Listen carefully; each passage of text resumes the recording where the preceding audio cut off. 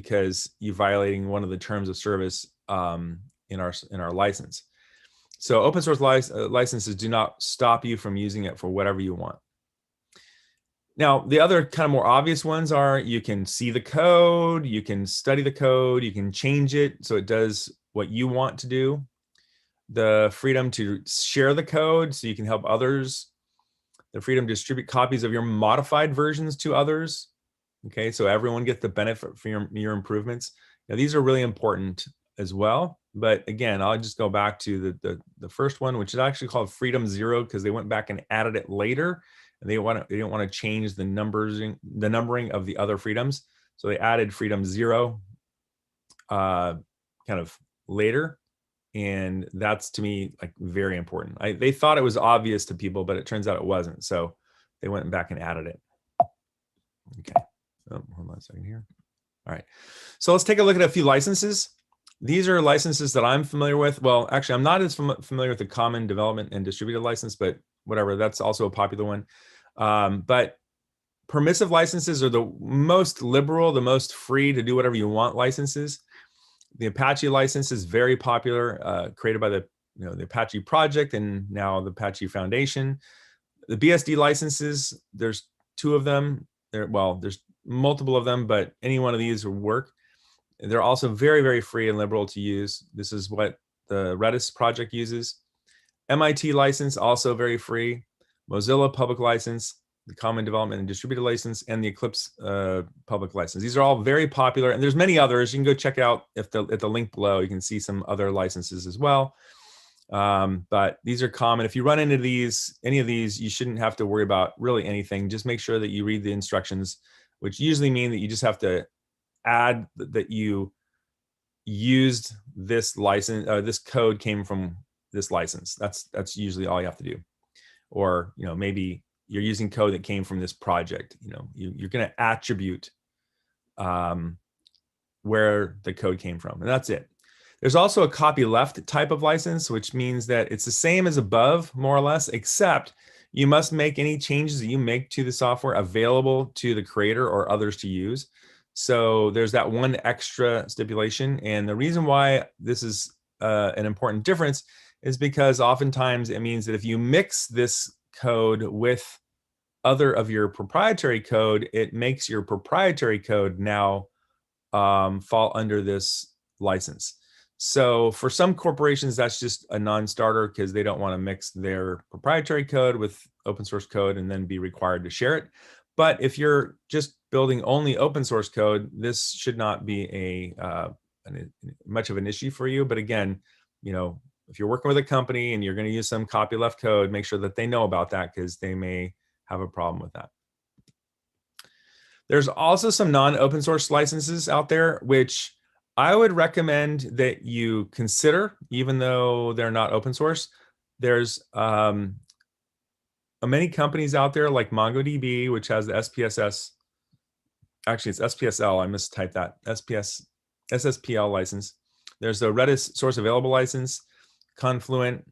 There's the CockroachDB folks have the business source license, and there's the Polyform licenses, which are new, not particularly associated with any projects, but offer some limitations.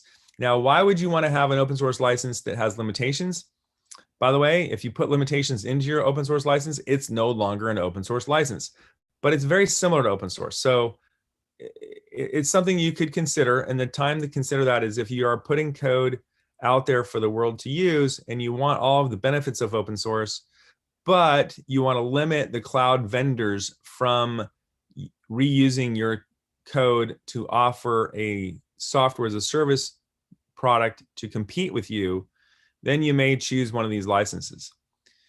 Basically, what that means is, like, for example, in the case of Redis Labs, where I worked, Redis itself has always been and will be forever open source. However, they built a module system on top of it so that any code that runs on top of Redis can have a different license, or on top of or in the module system of Redis can have a different license. And Redis Labs created this license, which is basically says You can use Redis, these Redis modules for any purpose, except you cannot offer them as a service to compete with us in any way.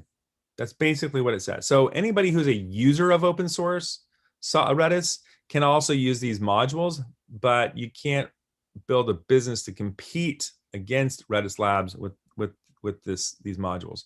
You can, however, use them in your software as a service offering, where you're using it behind the scenes as a part of building out your SaaS project or product, but the users won't know that Redis is involved. That's the best way I can describe it, I guess. So the only downside with these licenses, they typically do not become popular. I don't know of any open source projects, or I should say, I don't know of any software that started off with one of these licenses that became popular.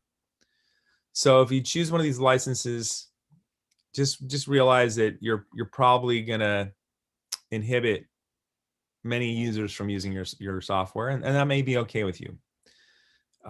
What some other companies have done is they've started off using an open source license, and then after they become popular, they switch.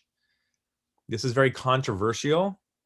MongoDB did this. They started off with an AGPL license, and then they switched to this new license.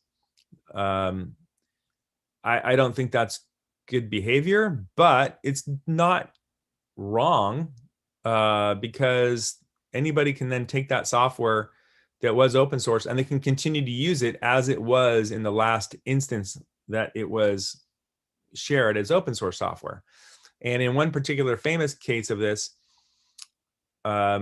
Elastic, the company who created Elasticsearch, they did this. They changed the license for some of the components within the Elastic software, and Amazon ended up forking the last version of that and continuing to maintain the open source version, whereas Elastic now had a non-open source version. And so that created a lot of controversy, both for and against Elastic and for and against Amazon Web Services. And now I think those projects have I think they've essentially completely forked. So now they're two different projects. So just be careful about using a non-open source license. I think there's many better options to just use an open source license, and then just don't share code that you don't want others to use. All right. Now, as a user of open source, be careful, because when you use GitHub or any other source code repository, they don't necessarily require you to choose an open source license. You can choose no license, or in the past, some have chosen no license. So when you choose no license, that means that you own all of the code and every right to the code. And the people who are viewing the code don't necessarily know that, so they may use your code. Also, this, for people who do understand that, then they feel that they can't use your code because you haven't given them a license that gives them the right to use the code. Also, it's also fairly risky if you then start letting contributors contribute to your project. You may not even have the right to use your own, the code anymore, because you didn't get them to release a license that says that others have the right to use the code. So now you're actually paying the price for that mistake as well. So be careful. I would recommend always choosing a license, and I would choose something very liberal, like one of the ones that we mentioned before. Either way, no matter what you choose to do, you should add a copyright notice into the README file and just let people know, this is my intention. This is what I plan to do. This is what I am doing with this code and what you can do with the code. Let them know. Choosing a license does that, but if you don't choose a license, you can actually state what your intentions are in the README. And you might want to add a contributor license, and this may require a lawyer, because these are important decisions to make, so that you can maintain the copyright permissions from contributors. Even if you're not granting the same copyright permissions to other users, you should really consider having a contributor license agreement. Some people say you don't need one. I think it's just important to be clear about what your intentions are. But if you don't care about some of these legal issues, then maybe you don't need a copyright license agreement or contributor license agreement. Now, as a user, if if there's no license selected, you should probably ask the maintainer to add a license so that you now know what your rights are. Because again, otherwise you may not have any rights. So another option is just don't use the software. Go find another project out there that is does something similar or that you can use, or negotiate a private license. Some people offer, they'll pay, you pay them $20 or I don't know, maybe thousands of dollars. It depends, but you can negotiate even maybe free to get a private license that lets you use the software. You know what you can do with it, even though it's not open source. I also want to give a quick shout out to the Creative Commons project. This is where if you have well, you can share your work, whether it's images, photos, videos. I don't see people using this for code, but maybe mostly just for media, usually. Maybe even content, like text content. You can use Creative Commons license, and there's lots of different options and mixtures of ways in which you can share code or media. So yeah, I suggest if you include your own media in a open source project, then you might want to give it a Creative Commons license so other people know what they can do with that media. All right, so let's switch gears a little bit. Let's switch into what's a good open source project. Here's a quote you may have heard: any sufficient advanced technology is equivalent to magic. And I would say that people have very strong opinions about open source. So sometimes any sufficiently popular open source project is equivalent to a cult. And I don't mean that in a derogatory sort of way. I know cults are not necessarily good things, but a cult has all the characteristics of a strong project. People who are fanatically involved in the project, they have strong opinions about their project. They defend the project. They participate and contribute to the project. They recruit others to join their project. So it may seem kind of strange to call it a cult, but it has very similar characteristics and in many ways positive characteristics. I'd say the bad part about it is that sometimes people get so committed to a project that they may be making recommendations to others to use it that aren't necessarily the best recommendations, or maybe they've got blinders on and they're using the project for things that it wasn't necessarily meant for. At Redis Labs, it was kind of funny because I was talking to folks at Netflix who used lots and lots and lots of Redis, and I had invited them to come speak at our conference, our user conference called RedisConf, and they said, yeah, we'd love to come. I said, well, what do you want to speak about? And they said, well, we use Redis for so many things. We use it for so many use cases that it was never intended to. Maybe we should give a talk about that. And to me, that's a real good cult member. They just love the project and they use it for all sorts of things. And sometimes the convenience of using software that is better than using maybe the right software, which probably would never recommend. But anyway, they were using it that way. All right, so let's talk about where to find open source software. Depending on what kind of software you're interested in, there's probably different places to go. For example, if you're looking for desktop software, especially software for Linux, SourceForge.net seems to have lots and lots of projects for that. So, you might find applications with a GUI, that like video editing software or server software, database software components. You might find all of those that run on a desktop, and you could find some of those at sourceforge.net. If you're looking for anything that's more modern, like web applications or possibly mobile or other, GitHub has tons. You'll find tons of stuff on GitHub. I am noticing more and more on GitLab, but it's usually projects where the company is using GitLab, but they want to have some of the project might actually be on GitHub. So you might see both. In fact, I'll show you an example of that. And again, web apps, front-end frameworks, back-end frameworks, databases, lots of components, lots of modern technology stacks are found on GitHub and GitLab, etc. And mobile, I'm not much of a mobile developer, but I usually find that on GitHub as well. But I don't know, maybe there's other places you can go, and you know, there's other specialized websites, or I'm sorry, yeah, websites for other specialized code. But I don't really know where to point you for that. So just one of the things you can do is search on Google. So let's do that. Let me switch over here to a browser. Let me first, before I do this, let me first go to sourceforge.net. I just want to show you this.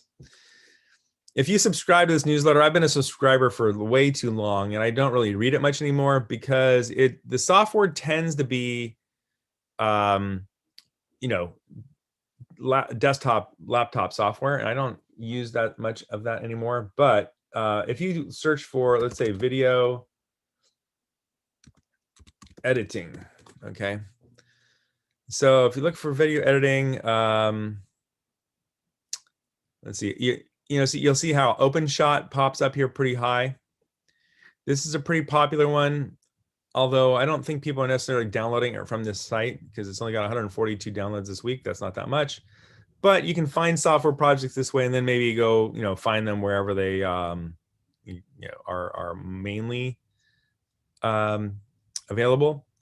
But you can notice, like, if you go to Google and search for video editing software, you'll see other sites that are like promoting, best overall, and they'll give you lists of multiple projects. I kind of find those more useful. And if you go to set tools under Google and search, like, maybe for the past year, I find that to be probably the most useful. And let's just take a look here at WP Beginner. I don't even know what this one is, but if we take a look at this, the one thing you have to be careful about is that a lot of times they have something to promote. So they might actually, be paid for by one of these companies or more one of these companies. Now, these are all commercial projects. So what we should probably do in your search is type in open source software. Okay. And here you go, top 10 best open source video editors. And what I wanted to point out is you'll see a lot of different projects. You don't see OpenShot is number 3, not bad.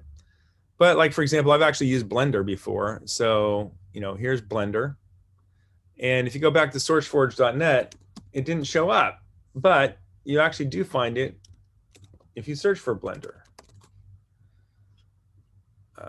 It did last time I checked. Let me check here. Is that it right there? That doesn't seem like it. Hold on. Where is it?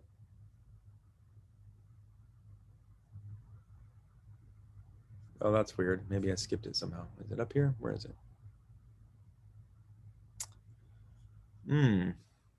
Interesting. That's not it, I don't think. Well, it is on here. If you go back and search. Excuse me, can you tell us what is the best software for video editing? Can I tell you which one? I think you're gonna have to take a look. But for example, I've used Blender before. That's the only one I can tell you is for open source, which is good. Let's see.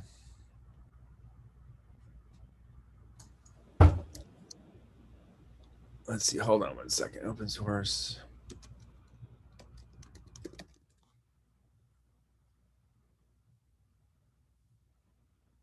Sorry, it's just going to take me 1 second. I know it's there. I just got to find it.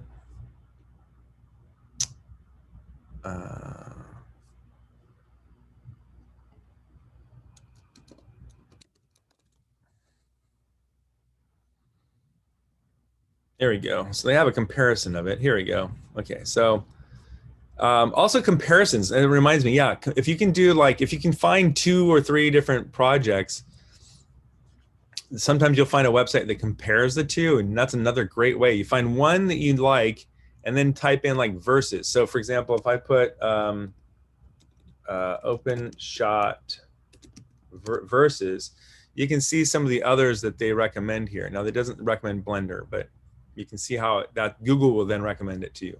But here you can take a look at Blender, and you can see here that you know, it's got some comments and reviews. Okay, it doesn't get the best reviews, but it does get some good reviews. So probably not that bad. From what I can tell from my experience, it took a while to learn, but once I learned it, it was fine. So SourceForge I find pretty good for kind of old school desktop type software. Now, go to GitHub. GitHub, you can find lots of projects. Okay, this is showing kind of like my view, but you go to Marketplace, or actually just search for things. I think it's the easiest way. So let's say you wanted video editing software. Video editing. Okay, let's just do that. You know, there's 1,778. Now, in my opinion, GitHub's not the best place to go for this, but you might find what you want here. So I would look here too. But for example, there was a project I was looking around, looking for good projects that have some good, they've kind of set their project up nicely. And here's one. It's this project. It's like a gallery of some sort. I'm not exactly sure what kind of gallery it is, but it looks like it might be some sort of editing software for your phone. Or I don't know exactly what it does. But if you look here, this project is no longer maintained, but I just wanted to show you that it does have some good documentation. Like this is a good project to look for, but I'm kind of getting ahead of myself. So hold on one second. Let me go back to my slides. All right.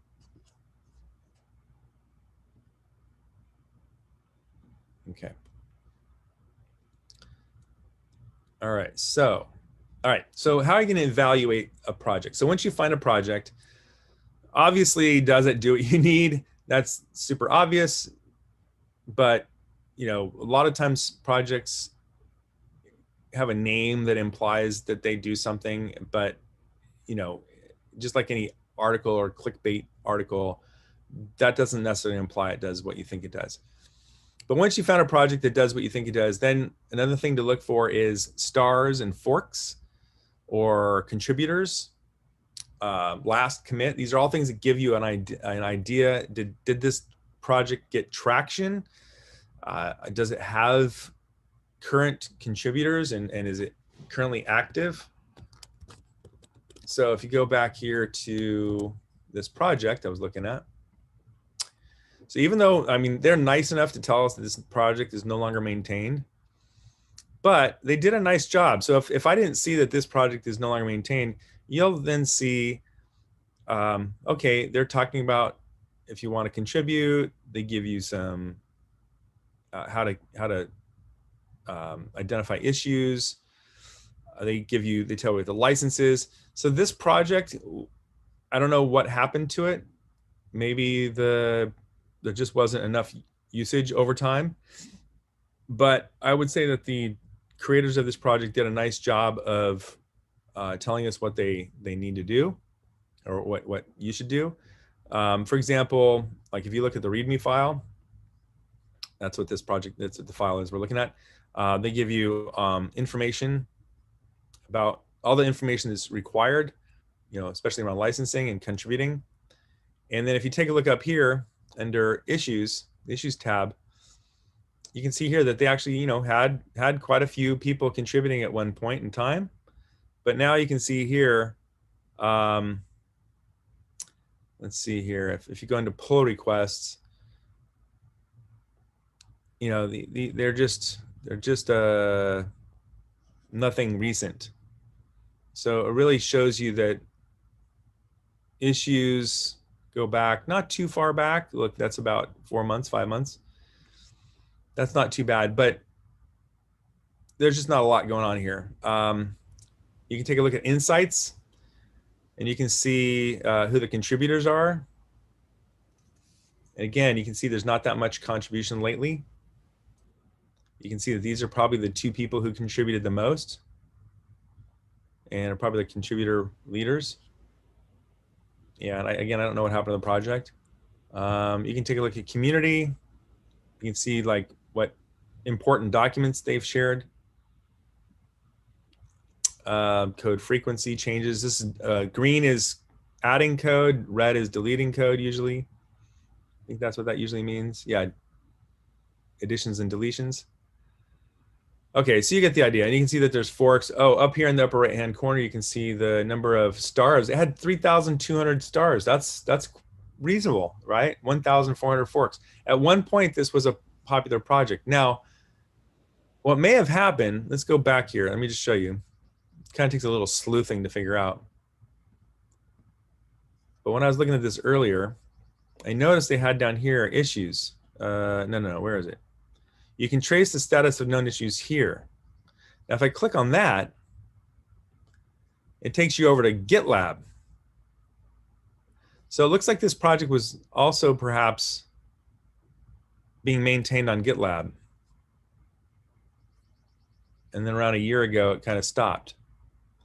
So, I don't know why they did this, but look at this. This is a nice tool that GitLab offers. They give you like a nice way to view opens, bugs, feature requests, all that kind of stuff. Again, very nice. I'd be kind of curious to know what happened to this project. You can see what their different milestones were. Looks like they had just this 0.7 milestone. It didn't look like it completed. You can see a list of all the issues. But the board is a very nice way to see like okay, I want to contribute to this project. What are some of the open issues that I can take and work on myself? Okay, so that's kind of nice. All right, let's get back. I think I'm running out of time here. Okay, so. No, we are good. We're good? Okay. All right. I'm getting close. So it's really nice you go through it. Yeah, I'm getting close to the end. Okay, let's say you end up with find a project that is less organized. So you like the project, maybe it's a new project, they haven't organized it well. Then what I recommend you do is go download the code, run it, find a bug. If it's on GitHub, you can probably open an issue. But you should contact the developer, like reach out to them. Usually they find some way to contact them. Some GitHub profiles actually have their email address listed. Other times you can just contact them through GitHub itself. And contact the developer. Maybe there's a search for them, on LinkedIn or something. And propose your solution. I'm sure they'd love to hear that there's somebody interested in contributing to their project. It may actually motivate them to do some of the organize a little bit better to enable people in the future. Now, what I can show you as well is a project that I've been working on called Hypertrace. This is a newer project. And right here, right from the home page, you can go click on the GitHub. We have lots of documentation on this project, so you can go here and you can see all the docs, which is a great place to start as well, but you can also just go straight to GitHub. Now, this project is quite complex because it's made up of multiple services as a part of a microservices architecture. So we provide you some of the requirements because it's a little complicated to get started with, and it runs mostly in Kubernetes, okay? This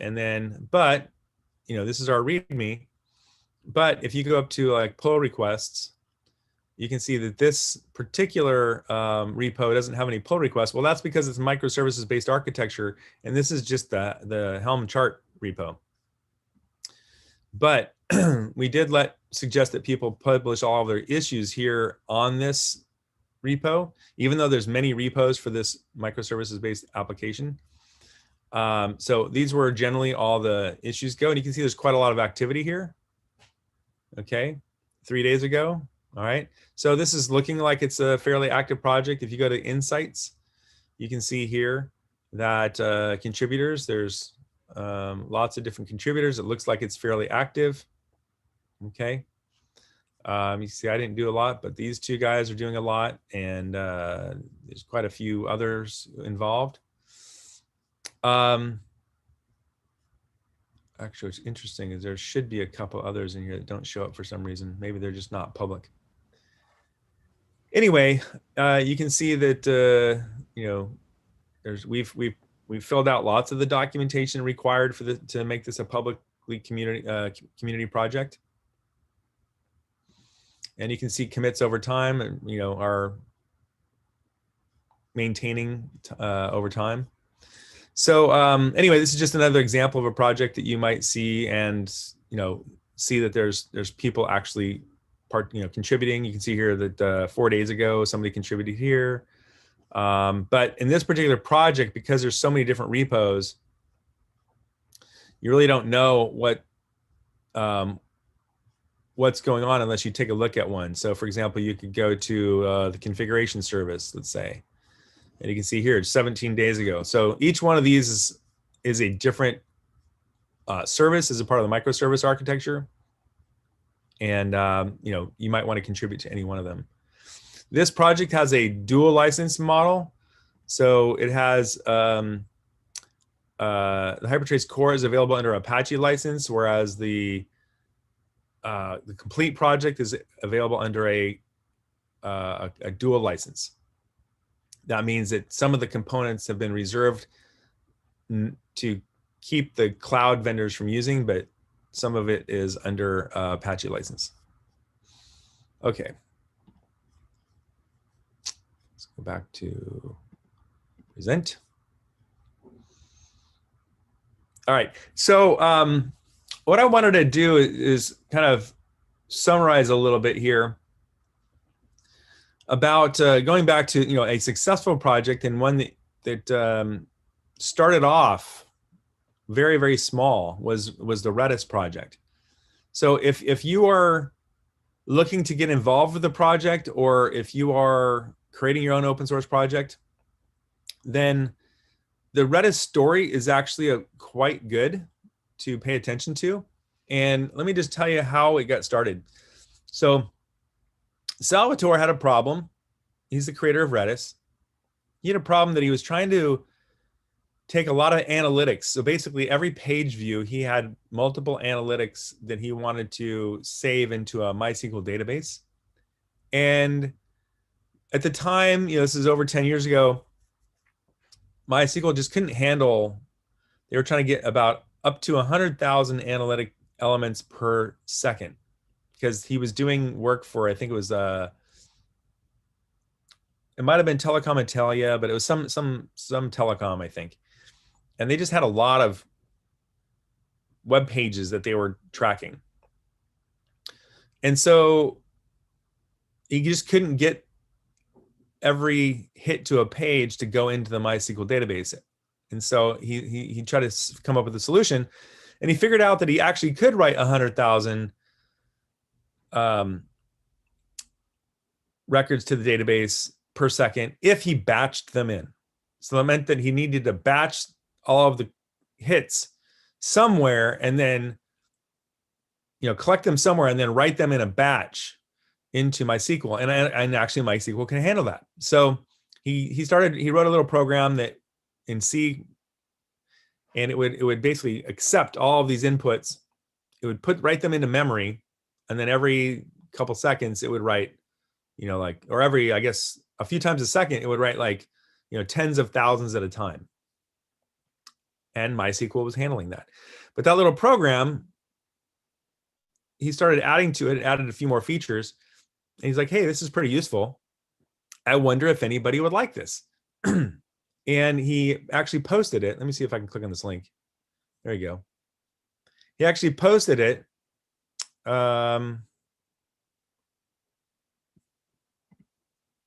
And he shared it on GitHub. I'm sorry, he shared his code on a repo. I think it was SourceForge at the time.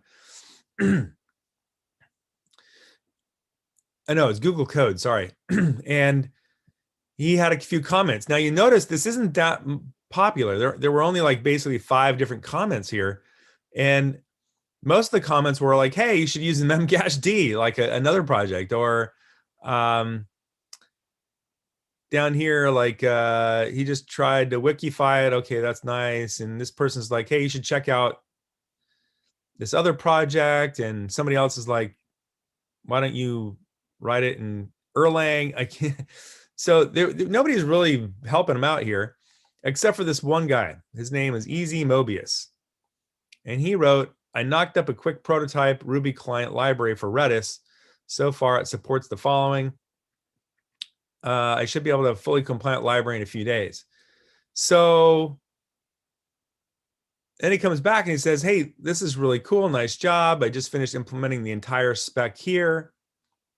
I'm really enjoying being able to store lists as values and blah, blah, blah. So and then Antrais, which is Salvatore, says, thanks, your implementation is cool. If you agree, this will be a Ruby implementation. Hey, here's going to be my first client library. But that's it. Like, he has one person helping out. Now, what's interesting is that later on, let's see if I posted it somewhere. Yeah, he tweets about it. So this guy, Ezra, tweets about it. He wrote a Ruby client. Now, you can't see this because back then, you couldn't retweet like this we do today. You had to like actually like write a new tweet and then write RT in front of it. And so you won't see it here, but he had hundreds of people retweeting this and commenting on it, hundreds. So that is how Redis became popular. It's because this guy created a popular client library or a client library and then popularized Redis. So I just wanted to share that story with you because it's really not always about the first writing the code. It's about getting somebody else to follow you. So let me share this little video. It's a short video, but I think you'll enjoy it. Oh, that didn't work. Hold on. I'll click on this link. Maybe that'll work. There we go. Oh.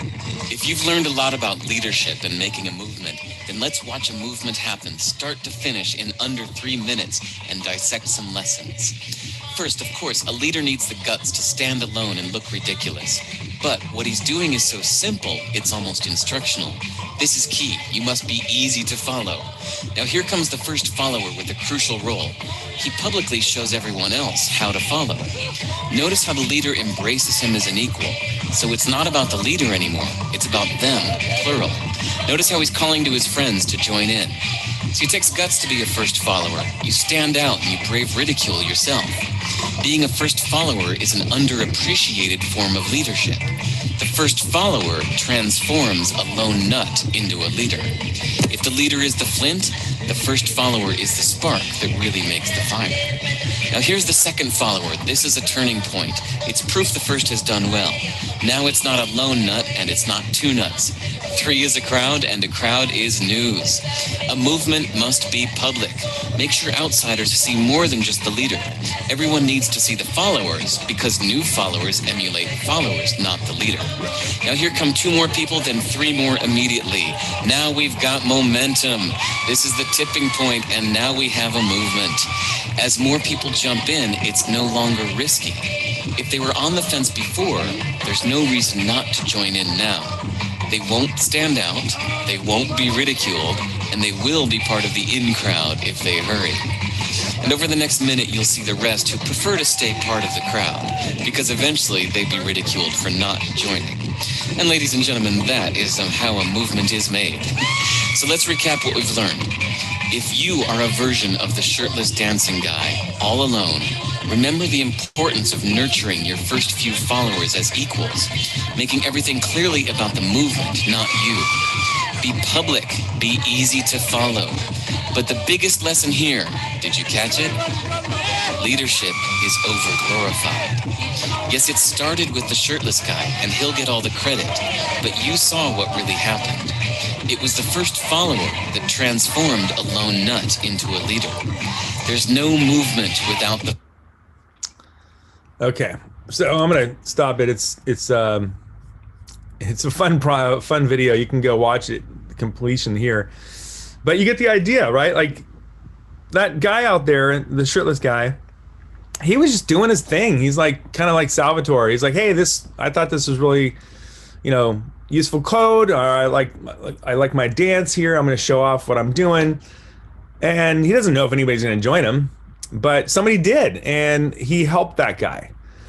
Now, what I want to comment on is from my own experience, depending on your project may require a lot of energy to help the first follower or the first followers. But if you get one first follower, you're probably going to get more. So if you do find somebody interested in what you're doing and they need some help, I highly recommend you give them that help, because if you can maintain that level of energy for a while, eventually you may not need to maintain that level of energy yourself, because the community may actually do it for you. A couple of examples. Salvatore is one who maintained that energy for 10 years. He recently retired from the project, but he did so after succeeding to help Redis Labs become successful, and he was paid. He didn't own any stock in Redis Labs, but he was paid by Redis Labs, so he was able to succeed in getting some monetization outcome. He was also sponsored by some other big companies for a while, like Pivotal and VMware, et cetera. So you could become sponsored, but other contributors actually become successful. So there's been situations where the creator of the code said, okay, I'm done. I don't want to do this anymore. But a contributor took over the project and then became very successful. PHP is a good example of that. Andy and Zeb, I think are their names, or Zev. They took over the PHP project at like a version 2.0-ish, somewhere in there. And then they ended up running the whole project and changed PHP quite a bit. And of course, you know how PHP became so successful. And another example of that would be Dries Bijtart. He's the kind of the leader of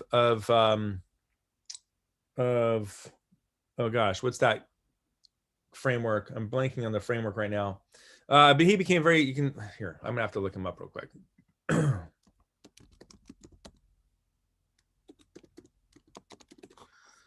That's probably it right there. And he's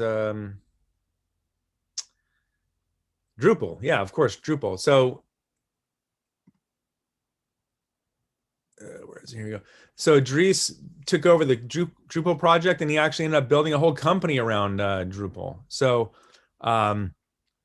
yeah, like you don't have to be the creator. You can actually take over a project if the creator decides, they don't want to lead it anymore. All right. So with that, I'm going to wrap it up. I think we're over an hour now, and I just want to thank you. I've got let me see one more thing here. I need to kind of forgot where I got left off here. Is it this one? Nope. It is this one. There we go. Okay. And I want to wrap up basically just by saying that, well, thank you. Here's my contact information. And I do think we have some opportunity to do some questions if anybody wants. Thank you so much for such an interesting information you delivered to us today. And I like the video so much about leadership. I would like to watch more this type of videos.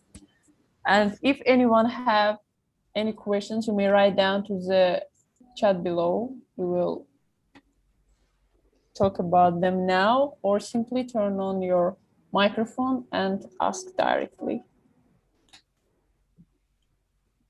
Yes, Ravi, you can. I have a question.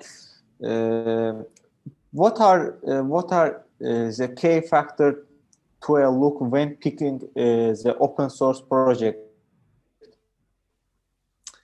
So the key factor, like the keep it simple, that kind of thing, like greater than 1. Is that what you mean? I think I know what you mean by the K factor. So the K factor for him, like as a junior, when you're new starting, like, because you don't know, like, you can't go to code and analyze which one. So as a junior, which one you will look roughly without the code, going deep dive into the code? So what would I look for inside the code? Yeah, as a junior, not much understanding the code and just picking the open source project, which one you will kind of getting learning and contributing. That's Yeah, so I mentioned this earlier before. The best thing to do is to, first of all, see if you can run the code, right? Like that's not always easy.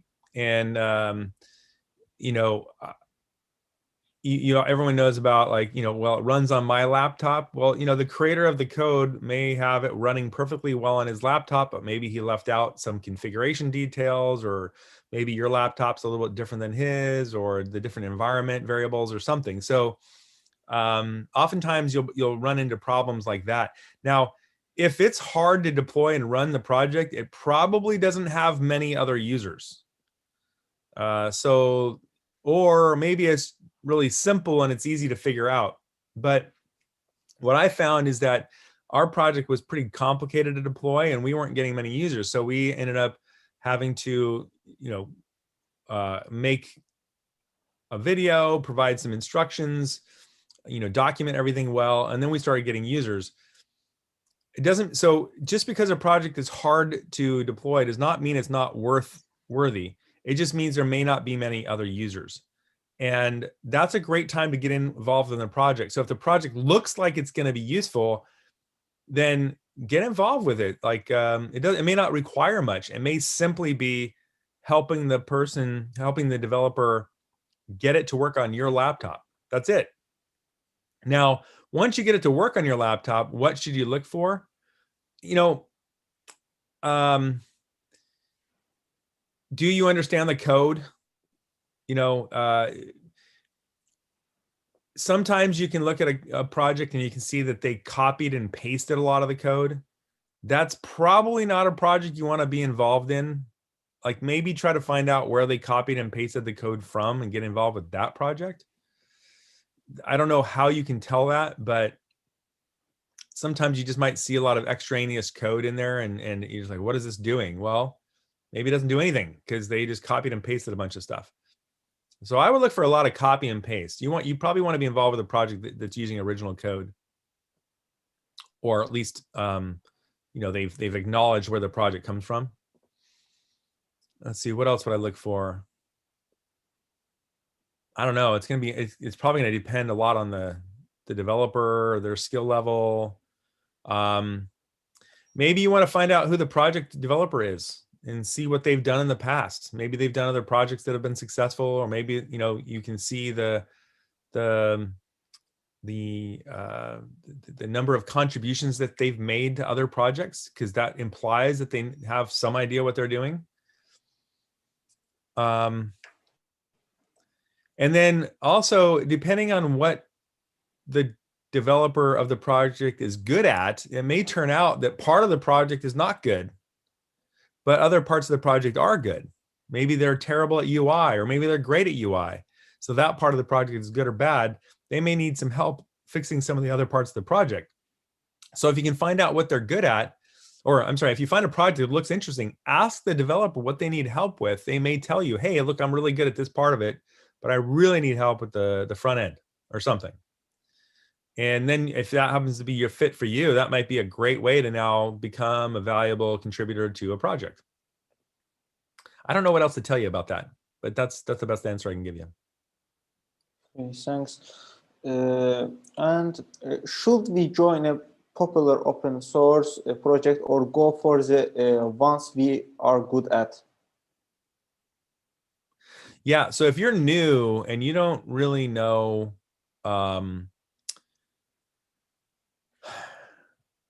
you don't really know how to participate in a project, I probably wouldn't get involved in a brand new one, just simply because that developer may not have enough time to give you the help you need to get going. So you could, and maybe they will, but it's a risk and it may just waste your time.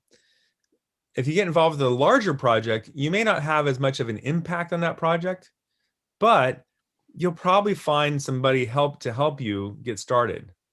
And they might direct you to help with documentation. They might direct you to help deploy the project, like I mentioned. They might ask you to simply run it and like see if certain things work, that maybe new features, go try out some new features that they deployed. And maybe in doing so, you find something that you can contribute to beyond documentation. But honestly, documentation is a great place to start. Deploying in directions on how to deploy something is a great place to start. Well, organize. Maybe you're an organizer of meetups or something. You can organize a talk for that person. That's, they can always use more visibility.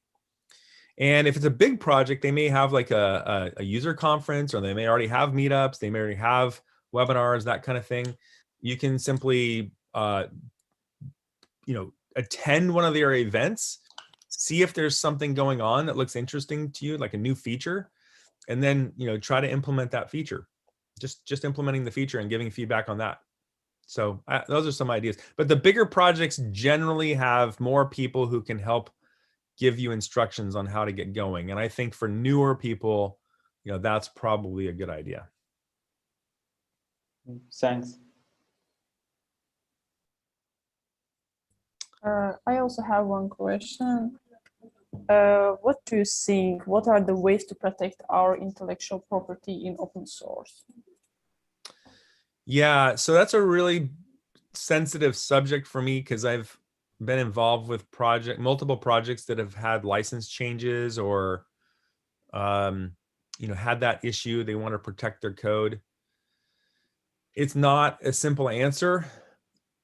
The answer that I would give you is that in the beginning, when you don't have anything, like in the beginning, if you're worried about sharing code that you don't want others to use, the first thing I would ask you to do is ask yourself why. Because in most cases, I'll bet you it turns out that you're worrying about nothing. Okay, so really ask yourself why you want to keep that code to yourself. Another thing to ask yourself is, maybe you have a legitimate reason for wanting to keep that code to yourself, but there may be far greater benefits to open sourcing your code, even if there's a risk that your code might get used by a competitor. And I'll give you one example of that. That example is with Redis. There was already another in-memory project in the market that was open source when Redis was created. It was called Memcached, and it's very good.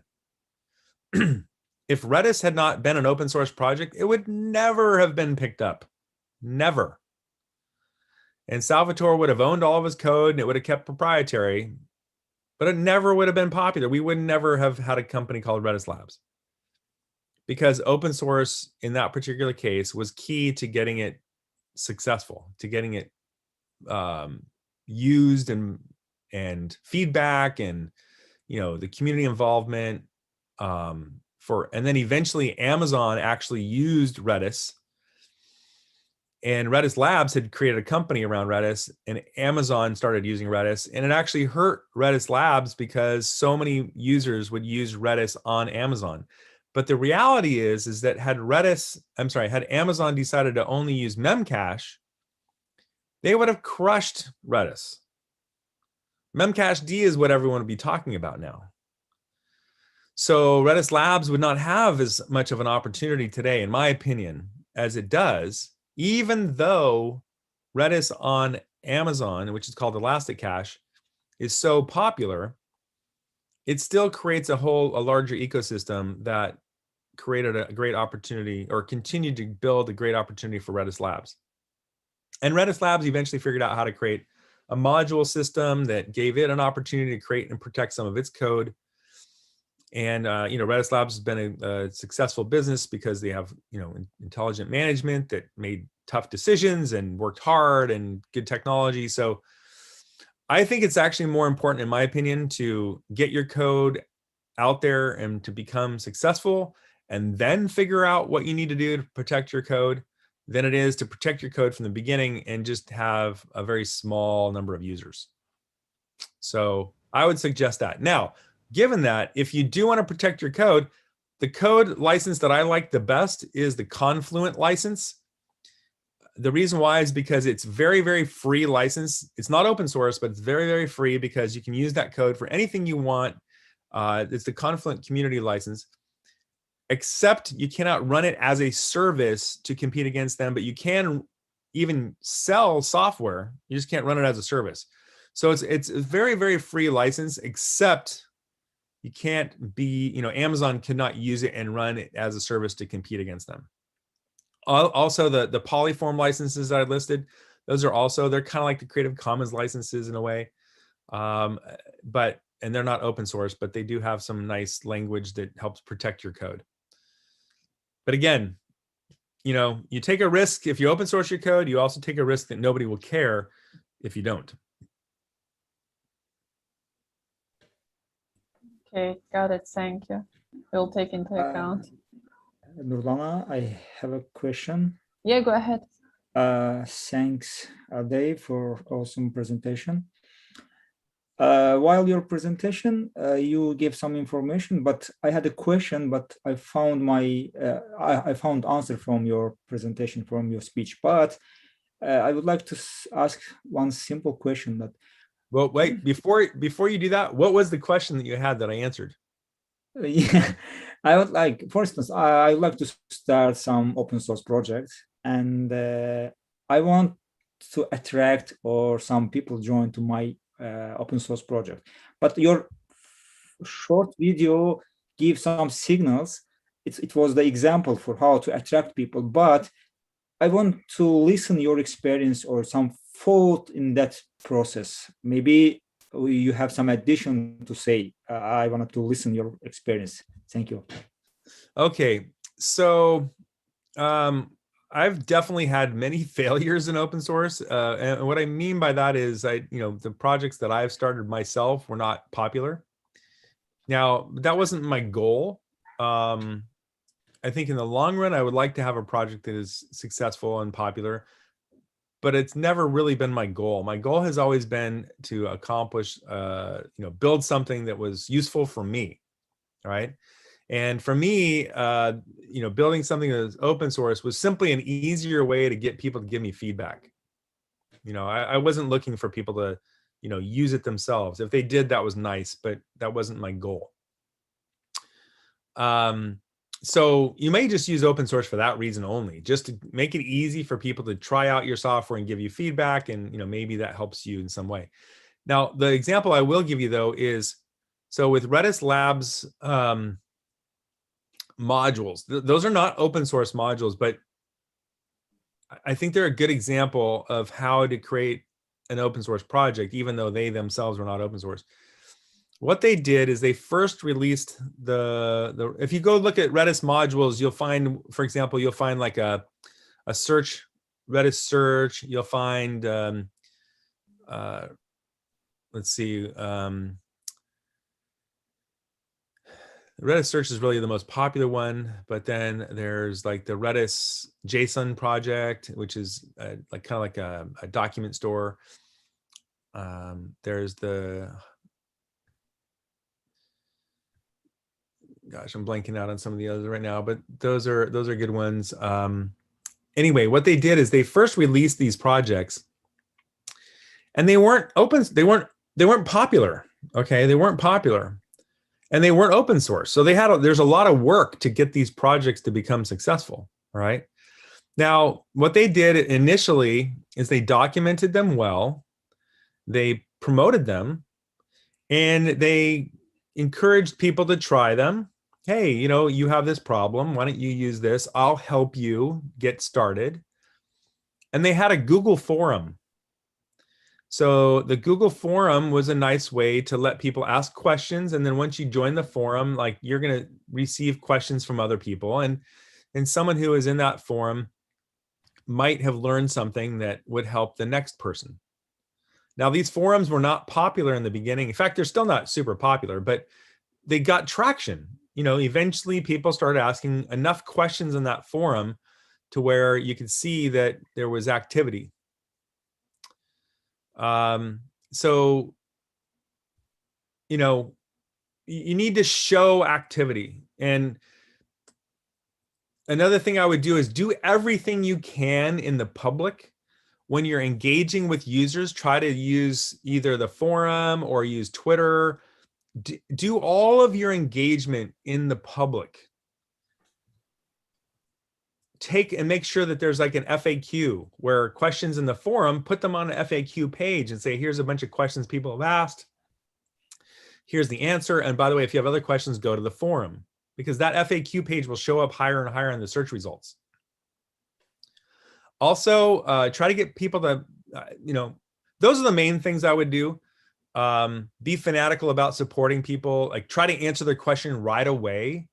I can tell you that answering a question within an hour will have a far greater impact than answering that question after 24 hours, because people find another solution. They'll go find something else and solve their problem and move on. Or maybe they'll just decide they didn't need your project at all if they had to wait too long. So yeah, answer questions quickly, fanatically. And then finally, take a look at like Stack Overflow and other communities like that. Stack Overflow, Twitter, maybe there's some other forums that are related topics. And see if there's people asking questions about the problem that your project solves.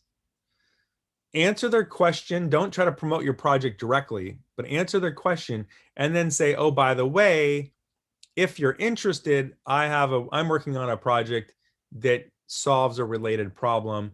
I'd love it if you'd take a look at it. And they may simply take a look at it simply because you were kind enough to answer their question. And finally, it's really great to get experience talking about your project. So like write a blog post about it. So first write a blog post about it, showing people what you did. Maybe, talk about the problem you're solving, talk about how you solved it, maybe just a little bit of code, point to your repo, of course.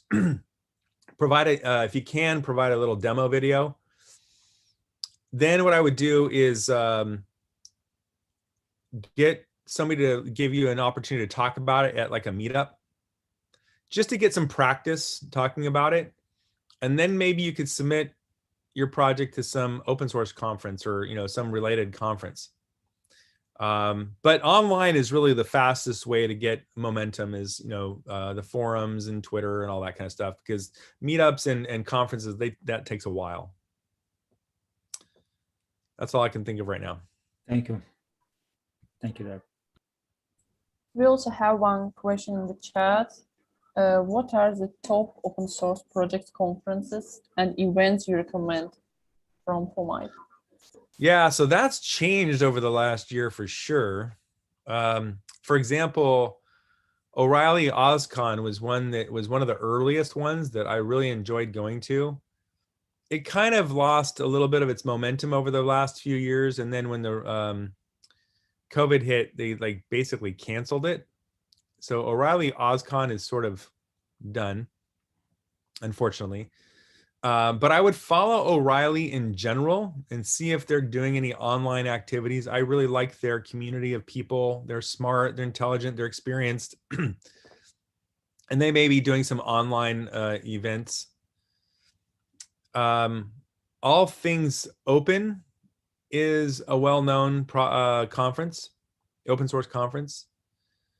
There have been some other open source.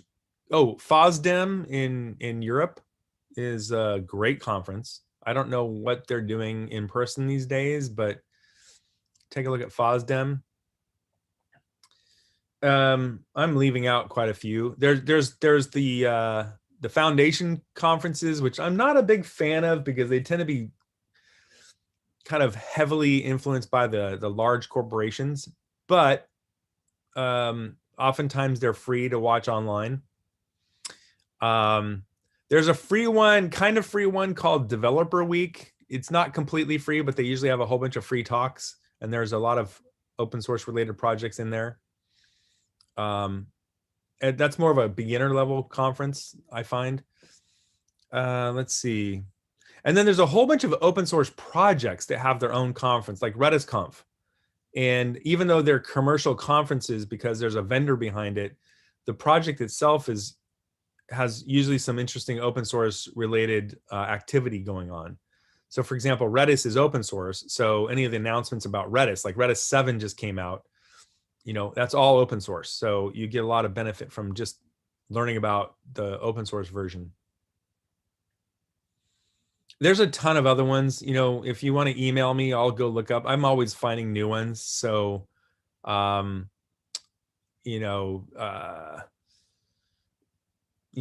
on what your topic is that you're interested in, like for monitoring, there's Monitorama, which is not necessarily an open source conference, but most of the monitoring software projects are open source. So that could be interesting. Yeah, it just depends on what your topic is.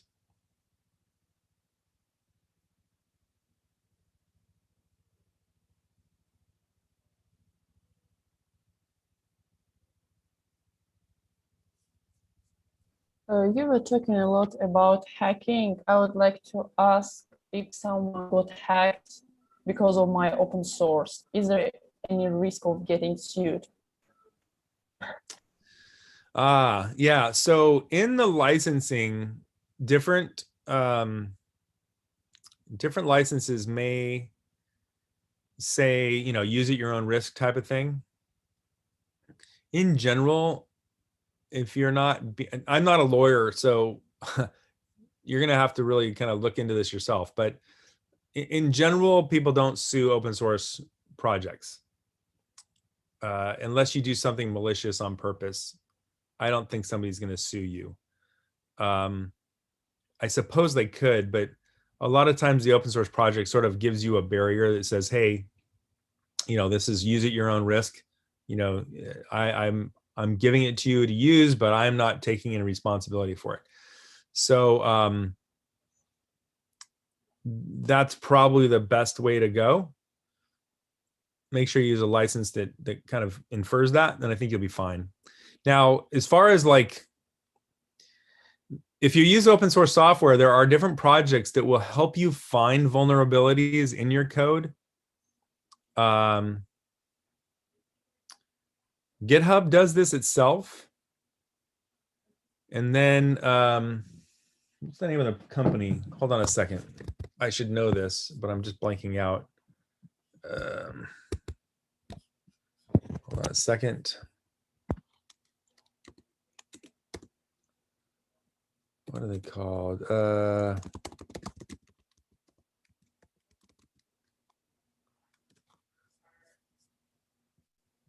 Let me see if I can find this project. It starts with a G, I think. Oh, SNYK. So SNYK. That project. They can give you, like, if you give them access to your GitHub repo, they'll look through it for vulnerabilities and that kind of thing. And I think they do it for free for open source projects. Again, one of those examples where you get a benefit by having an open source license.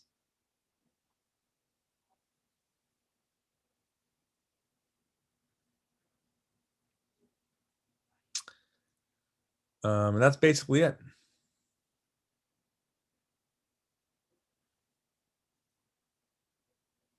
I have a question, Dave.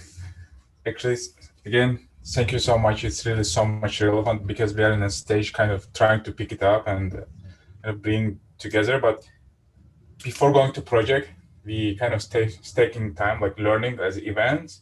And then we're going to kind of training more for open source to understand better, like Alphabet, and then more engage people for open source, kind of accelerating the project's part. So it's really helping on that journey to have this kind of discussion. So my question would be regarding the GitLab, because right now we are hosted in GitHub, and will there be any advantage to move to GitLab, or should we keep maintain both in both places, or what would be your suggestion on that?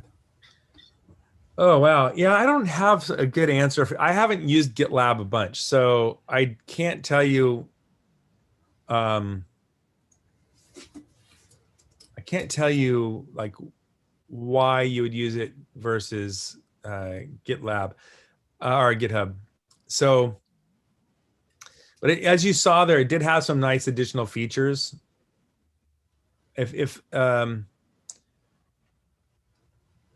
So your team may like some of the features that GitLab offers. I know that they have put a lot of time into automating the entire stack. So they also have deployment and all that kind of stuff in there. So maybe there's more that you need that GitLab offers. GitLab has sort of moved away from their open source license recently. So if you plan on running it yourself, you may need to carefully consult whether or not it's continuing to be maintained in a way that will help you do that. But I do know that a lot of people do use the open, the SaaS version and seem to be quite happy with that. And I think they still have an open source version of GitLab. I'm pretty sure of that because I'm working on a project with a friend of mine and he is using the open source version of GitLab. And he seems to like it because he wants some of the features that it offers. So, yeah, I mean, the problem is that people who want to contribute to your project oftentimes like to see that their contributions show up in their GitHub profile. And so you may lose some users simply because of that. Also, findability, it may not show up as easily if somebody's searching for the project, expecting it to be on GitHub. So, yeah, I think it just comes down to, are you getting the features you need out of GitHub? If so, I'd stick with GitHub. If you're not, and GitLab has some features that you need, then maybe go to GitLab. Or if you want to be able to run your own version of GitLab, then obviously that's the only option. You can't, I guess you could use GitHub Enterprise, but I've heard it's pretty expensive. Yeah, it's pretty user. So if you look at majority of new created open source projects, they are coming in mainly in GitHub, or it's kind of mixed. I'm almost certain it's GitHub. GitHub, okay. I don't know that for a fact, but I would be shocked if GitLab is caught up that much. Okay, interesting. And how about when picking the open source? Do you think like for this, because most of them people put, and then there could be like security backup potentially, yeah, in the project, and most of the project we take, we don't really go and try really actually understand what's running under hood. So is there any tricks you would advise, or when you're picking like in project and production level stuff to use? Yeah. So I mentioned, I think it's pronounced Snyk, SNYK, that project, or GitHub. They both have different like code scanning, code vulnerability scanning tools to help identify problems in the code. They're pretty good at it. Of course, they're not going to catch everything, but they're pretty darn good at it. So, because they both have large numbers of users. And so they're, as one vulnerability gets reported for one project, then any other project using that same code will be notified. So I would highly recommend using that. And then depending on the company, if there's like an open source program office in that company, oftentimes they'll have their own additional level of scanning. Because that's a huge vulnerability, risk for them. And there are companies out there that specialize in scanning, maybe on premise. So like, I think, is it called Black Duck? I can't remember the names of the company. There's a couple companies out there that do that. So I would recommend using them. Where in the microservices based architecture type world, there's companies like Traceable, like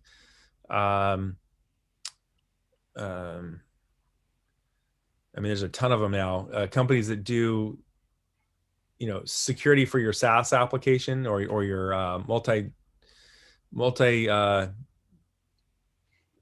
multi-services, microservices architecture-based applications that are analyzing the API calls. So, I mean, there's just, that's a whole can of worms. It's a huge space doing in security, huge. A lot of risk. So even if you're writing your own code, there's still vulnerabilities. In fact, there may be more. Okay. So anyone has question? Otherwise, I can roll it more. I have a couple. I have a question. Yeah, let's go ahead. Go ahead. First, thank you for a great webinar. I have two questions to you.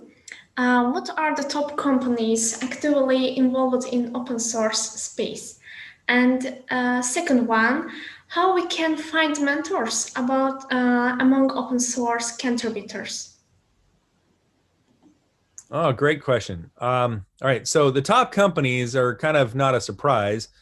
You know, it's going to be Google, it's going to be Microsoft, and Amazon is doing more and more, although they're still, in my opinion, far below where they should be as one of the largest companies who uses open source. But those are big companies doing a lot with open source.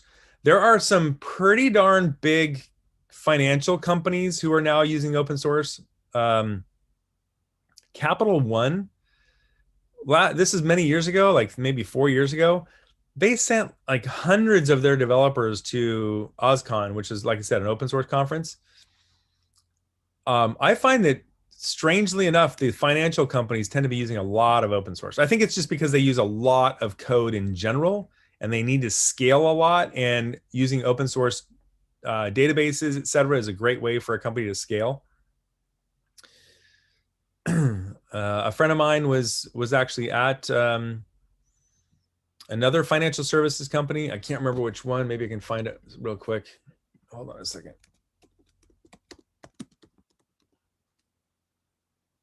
Oh, shoot, spelled it wrong.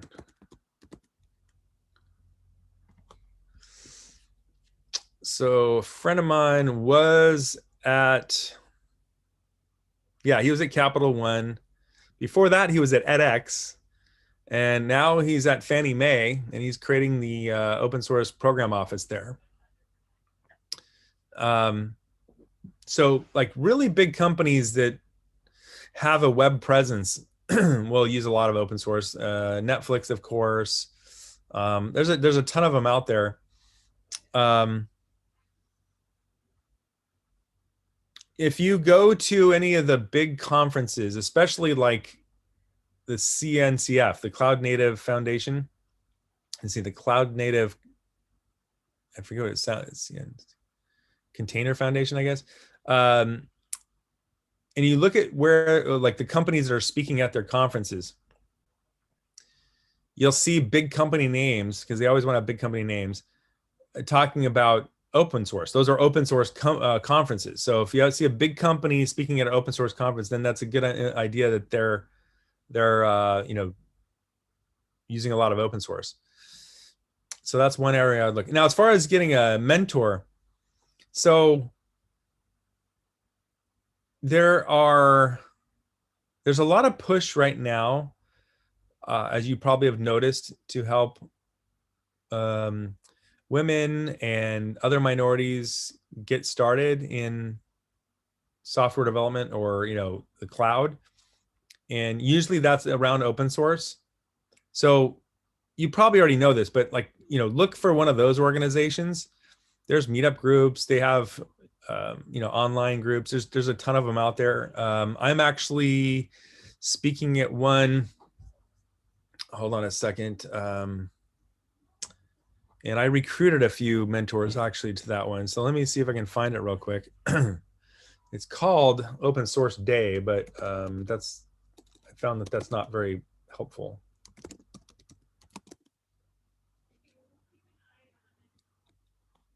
Here, I'll find the exact name. Yeah, Open Source Community Day.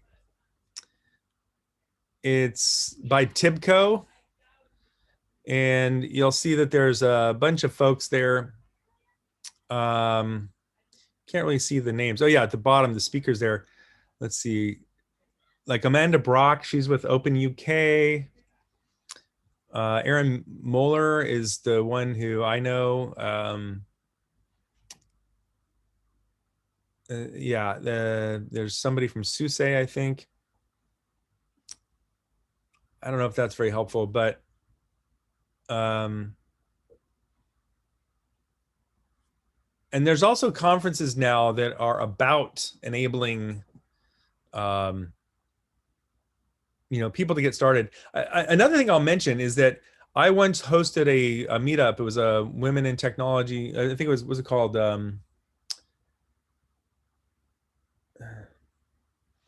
It was a while ago. It's like a women in technology event. Women Who Code. That's what it was.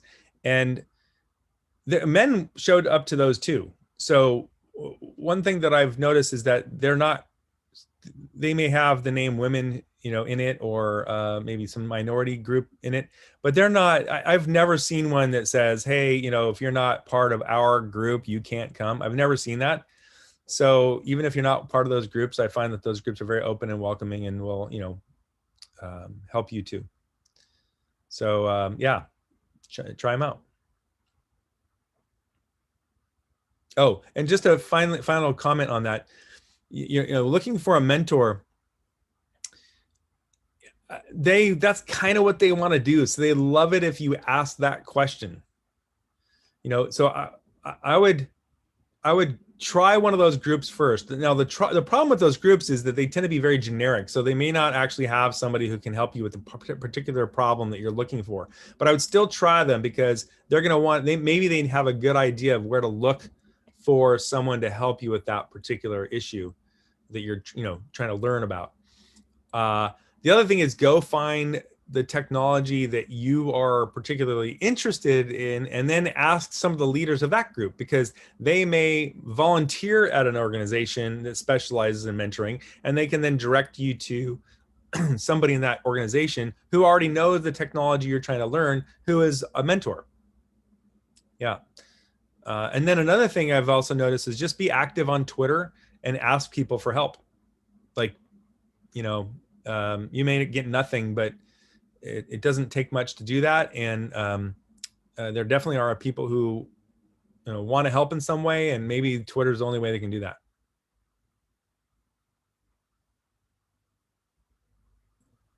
We also have one question in the comment section. The question is from Alvan. How do you think does open source term makes free and open source ethic less famous? I mean, nowadays companies like Facebook, Google, Microsoft, etc., they do maintain open source applications, but at the same time, they dramatically destroy free and open source mind. Richard Stallman himself personally hates open source term. How do you think? Is just open sourcing is more important than free software? Yeah, so I don't have a strong opinion on that, primarily because I actually entered into the world of free and open source through the open source side of things. So for me, open source actually, that kind of perspective actually was how I entered into the free and open source overall community. It took me a while to understand the difference. Like, I didn't know what free as in beer or free as in Libre meant for a long time.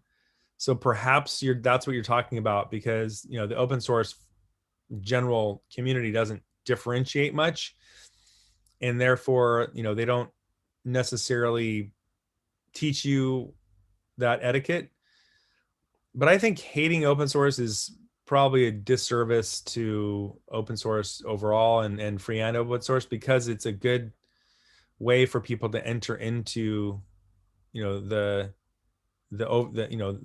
free and open source community. Just as, for example, AGPL is actually in a way sort of a problem, because some companies are very afraid of using AGPL licensing. So, both of them have their pros and cons. I would say that the most important thing is to let people know that the free, as in Libre, part of free and open source, or even open source, is critical for eliminating the the fear, uncertainty, and doubt that licensing software can have. And in my opinion, this is just my personal opinion, like that's why open source or free and open source matters, is that free as in Libre part of it. And you know, nobody wants developers to be downloading code that has restrictions on it that then end up harming them or their company, you know, and to me, that's what free open source code does. It eliminates that uncertainty. So yeah, that's my thoughts on it. I wouldn't hate open source. I think that's pretty strong, and I think it's petty, in my opinion. One thing I would do, though, also, what I kind of fear, and I've been a part of this myself, is the source available licenses, like the run that Redis modules has, and like I've used at Traceable. Like, to me, those are a problem. I wish that the open source, the free and open source community would actually endorse a non-open source license that they say that the commercial companies can use, but that is a good license, you know, one that restricts the clouds from using your software. Because otherwise, even if you don't like it, the commercial companies are going to create these licenses, and they're not going to be as good as what the open source companies could, open source community would create. They'll probably cause more problems. And the problem with that, in my opinion, is that those companies are pretty powerful and they have a lot of mind share.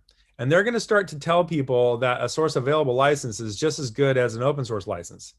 And that's really going to confuse things, because developers are going to be told, oh yeah, this is open source, when it's not. And they're eventually going to become accustomed to using source available licenses as if they are open source. And I think that's really going to cause problems, in my opinion. So I really wish the open source community would get on board with enabling commercial use of open source with a minor restriction, as long as it's not called open source.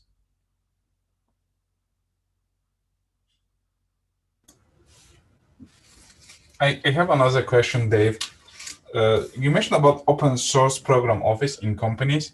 So can you a bit let us know what this unit is doing, and are they also kind of monetizing, making some money, or what are the people part of this group? Is it like all the employees, like engineers can be, or and why it's how it helps the business, how it helps?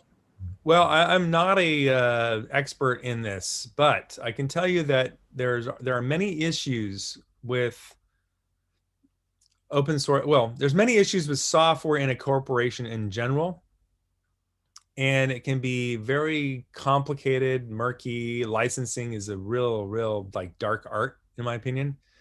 You know, people don't read the licenses, and then it gets them in trouble, you know, all that kind of stuff. And so if you can have licenses that are popular, and open source licenses are probably the most popular licenses there are, then you've got more people who understand what they're getting into and what their responsibilities are. So that's why, one of the main reasons why I think open source licenses are so wonderful. Now, because of that, companies start using a lot of open source, and also because it can be less costly. It can save them a lot of money. And the more people who use it, the software, the better the software actually gets. So there's a lot of benefits for companies to using open source. But like I said before, there's responsibilities, and there are some gotchas. So having somebody in your company whose job it is to look out for the company's needs and risks, you know, avoiding risks, I think is really critical. Sometimes that's just a developer in a small company that just keeps an eye on things and on their own. They don't even have the job or the responsibility. But as a company gets bigger, there's typically somebody who's taking that on as a full-time responsibility, especially if you get a big, you know, multi-thousand person company. And their job primarily is to first of all, understand licensing and make sure the company isn't putting themselves in a situation where they can get sued, okay, because that's happened in the past and it still happens today. Number two, they want to be good citizens. They want to attract engineers to their company. And one of the ways they can do that is show that they're active in participating with open source, because that's an attractive thing to engineers. You know, engineers like to learn skills that are transferable to other jobs, and open source generally is transferable to other jobs. And they want to avoid bugs, you know, and vulnerabilities. So having the ecosystem around open source to help you identify vulnerabilities and hackers and that kind of thing is also, you know, important. And finally, I would say that another job of the open source program office is to encourage open source best practices within the company. And there's a lot of them. So, I mean, that could be a full-time job. I know my friend John Mark Walker over at Fannie Mae, like they're actually hiring a open source community advocate within the company just to do that. And, you know, that's encouraging people to use, you know, whether it's GitHub or GitLab, you know, to submit issues and submit pull requests, all that kind of stuff to learn how to use open source in the best way it can be used, and that's going to benefit the company as well. I'm sure there's many other reasons. I just, you know, can't think of them right now. Very good point. Do you have any other question, Ilana? No, I just like the answer. Yeah, nice.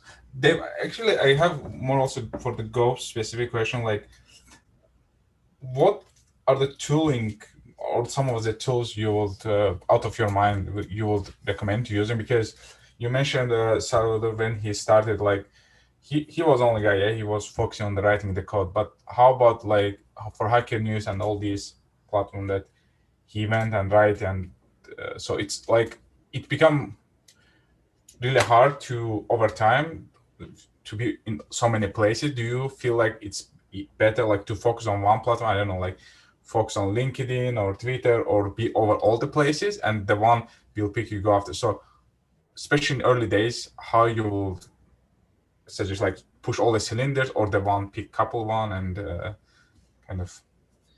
Yeah, that's a good question. I struggle with that myself. There's so many different ways in which you can you seem to be mostly talking about promoting your project versus like developer tools. Yeah, so if let's say you have the GitHub project, you want to like build a community around it, and yeah, so that's going to change a lot depending upon your project. And you know, maybe like, for example, if you have a lot of followers on Twitter, use Twitter. You're going to get, you know, people there, right? If you don't have many followers, I would recommend engaging people on Stack Overflow. It's a huge community there, and if you can write answers to some of the questions there that you know, like let's say a popular question or a question about a popular technology that's relevant to what you're doing, you may get some traction that way. It really depends. Let's see. Again, like I said before, having your own Google group, like just be clear, nobody's going to go to it much. But if you are active and engaging people, it's a great way to like get them to submit. Like ask them, hey, would you submit your question into my Google group so that people can see in one place that here are all the questions, right? So, you know, I have seen people use LinkedIn successfully, but I wouldn't say it's a strong tool, but I have seen it be used successfully. I also have I'm not a big fan of Slack for getting started. It really depends. Maybe offer Slack, but only if you use it yourself, because what you really want to do is to answer questions quickly. So if somebody likes using Slack and they want to ask you a question, and if you like using Slack, then you're already there, they're already there. It's convenient for them. They can ask you a question, but nobody else is going to really know that they asked you that question. So you might want to then ask them to post it into your Google group. And if you don't mind paying money, I like Discourse for forums, Discourse forums. But usually I wouldn't use that unless you get some traction, because you don't want to pay $100 a month or whatever for one question a month, right? That's just kind of pointless. Also, Discord, instead of using Slack, some people are using Discord. So maybe if your software project is very consumer oriented, Discord might actually be better, because they might be more likely to use Discord. Gitter is also pretty good if you're using, it's like a free forum for, it's like a web-based Slack kind of. Gitter's not bad, so maybe use that. If you spend, like, a lot of the real open source folks like using it. But I can tell you one thing is, don't get too distracted. Like, really work hard on, making your project a good project. Like, don't take your eye off the ball. That's really important. And then also, wherever you start finding your first users, make sure that whatever tool you're using, they are happy to use, because the worst thing in the world is to have, like, your best user not want to engage with you because you're using some tool that they don't like. It's really critical to get your first users, your first followers, to stay engaged. They're going to help you more than anybody else. And that's going to matter more than what tool you're using. Yeah, actually, that's a good point, Dave, because we have right now, because we're doing mainly events focusing, and we build kind of in Slack 1,050 around people. And the idea is just to grow up like this, as mentioned, events, training, and then the project part, which is going there. But the question would be, is it a good time you think we should take them and move to Discord, where probably we're going to have the churn and some people at some point I don't know. I don't know, honestly. I would maybe ask your users. By the way, the number doesn't matter. What matters is the amount of active people. Exactly. All right. So maybe you have 1,050 people, but maybe only 5. I don't know. Maybe only 200 of them are active. Yeah. So usually we see that those others might not matter. Activity they log in, because in the log Slack you can see that they are actively checking. But as you said, they're not either commenting or not using emoji to let them know. So that's kind of people they're getting the value at some point, but they're more like, most of the time you see that they're going underwater, and yeah, I don't really worry too much about people who aren't actively engaging. Lurkers are okay though. Like if you have people who are logging in and watching stuff, those people are actually reasonably valuable, because at some point they will chime in, and they're looking because they're for a reason, right? Like they're paying attention because they see some value in it. But the people who don't ever log in or don't ever watch anything, like if it's been 6 months or something and they haven't come back, they're probably gone forever, or a very small percentage of them will ever come back. Yeah, and I don't know if switching to Discord is going to help you much. I maybe, and if you're going to do it sooner rather than later. But yeah, I would do it sooner rather than later. Switching later is heavy payment. You pay a heavy penalty. One other thing I'd mention also is you should have a newsletter of some sort. People still respond, even though it's more people are switching to Gitter or Slack or whatever. There's still a large proportion of people who are using, who respond to newsletters. Okay. And also having a newsletter, like, do it as a blog and a newsletter. So whatever you put in your newsletter, put it on your blog as well. Because some people, will find you that way. They'll be searching for something that you wrote about, but you can't find it in a newsletter. They'll find it, online. Actually, we have the our website also is in open source, and we have the blogging. That's now we are kind of trying to promote some members. Like, as a tech writer, they come and they are writing the blog, contributing the blog. So we are kind of trying more for the open source blogging, that kind of the direction mainly the community gonna go around it, but it's not connected really to the product at this point. We want to like more accelerating that people to come up and kind of. Yeah, check out dev.to. Dev.to. Yeah, if they're writing blog posts, I think dev.to will let you submit your blog posts to their community.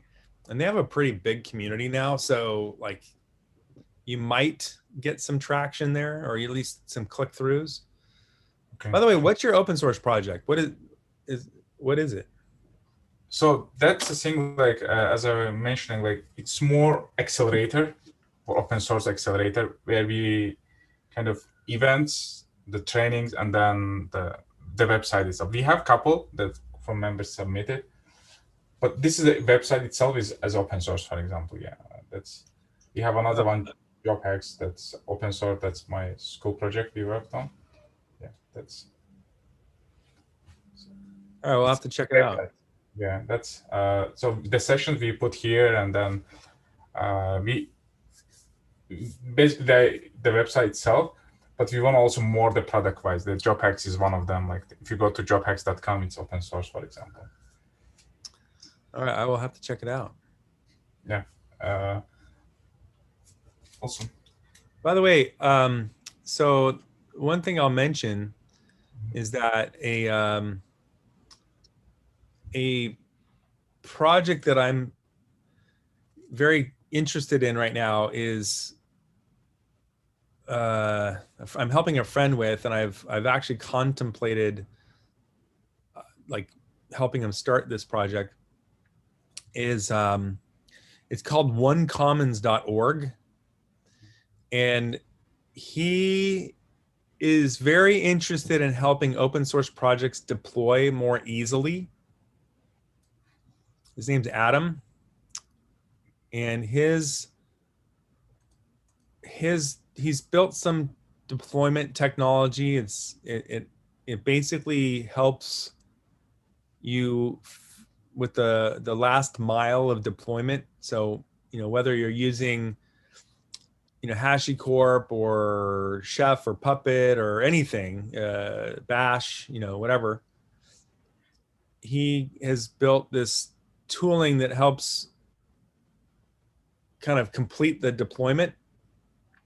And we're trying to figure out how to use it to let people deploy software from websites like GitHub without having to download the software. Is it like Netlify? Kind of. Okay. Kind of. It's not like Netlify, but it sort of is. Imagine you had a website that you were deploying to Netlify, but you had some custom code that you had to deploy on the back end. Like, maybe you had your own API gateway. Okay. Or you had some custom server-side logic. How would you do that with Netlify? Yeah, they don't support infrastructure. It's everything they provide. You just run it the application side. So I would say he's trying to do something like Netlify, but for back-end code. Nice. Yeah, definitely. I think we can check it out. And also, if you want to connect that, he can make a talk, and we can also share in community that the project may be because we have mainly the also founders in the community. They're the startup founders. They're also joining for a couple of reasons, like getting some lead customer generation, hiring purposes, and connecting each other and kind of promoting. So I think it could be also interesting if. I'll do that. I'm sure he would be happy. He's just now getting to a point where he's looking for funding and that kind of thing. And I'm helping him with some of that, and I may get more involved in the project. We'll see. Yeah, let's follow up on that. We'll be more than happy, like host as a webinar to understand what it's doing, and probably we can also try to test a case and go case. If it's okay. All right, that sounds good. I'll do that. Awesome. Such a great session, Dave, and such a relevant for us in an early stage. Appreciated your time, and I know it's Sunday, I'm sure there are so many fun you could have during this time, but really appreciate your time. Yeah, well, this actually is a good time for me during the weekend. My weekends are actually very busy, but not Sunday morning. So I did skip church this morning, so that's okay though. For a while, I haven't seen you there since pandemic, and I really appreciate that. For the folks doesn't know, I get to know Dave through the meetups, Davis meetups, and the conferences, free tickets. That time was really. Yeah, no, it's really nice to see you too, and yeah, it's been a while since our Redis meetups and stuff, but yeah, it's great reconnecting with you and seeing what you're doing as well. Yeah, appreciate. You said that you skipped the church. I think today is a holiday, yes? Well, it's Sunday. What holiday is it? I know it in Russian, not in English. Pascha? No, Вербное воскресенье. Oh, okay. The Sunday of, how to say, 1-3, maybe.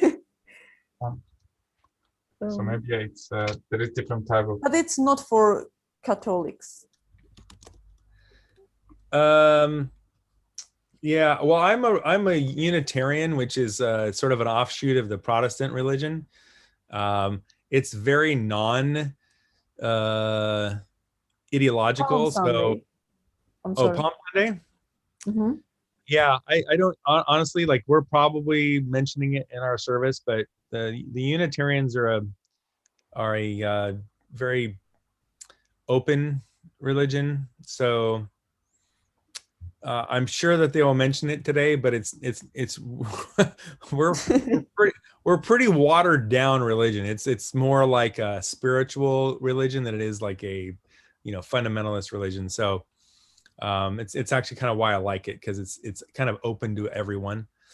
But yeah, they probably would have talked about it. Palm Sunday is definitely something that would be mentioned today. Yeah. So here is written that it's for Orthodox believers, Orthodox Church. Yeah.